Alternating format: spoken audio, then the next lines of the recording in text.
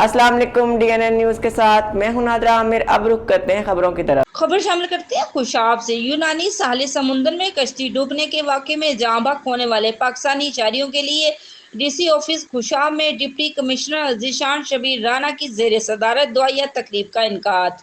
ADCG Ahmed Suhaib, assistant commissioner head quarter Ijaz Ahmed Malik اور assistant commissioner Khushab Rana Noman Mahmood سمیت تمام دفتری عملے کی شرکت۔ اس حوالے سے دیکھتے ہیں ہمارے ڈسٹرکٹ بیورو چیف راجہ نور اللہ یاتک کی یہ رپورٹ۔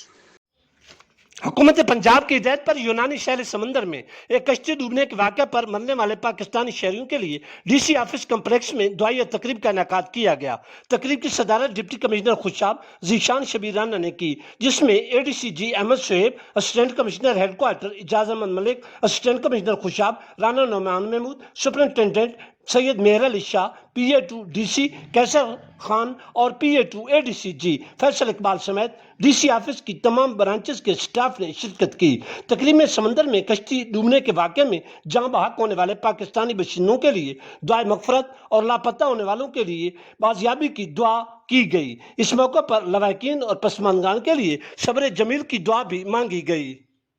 اب تک کے لیے اتنا ہی، مزید جاننے کے لیے ہمارے ساتھ رہیے گا۔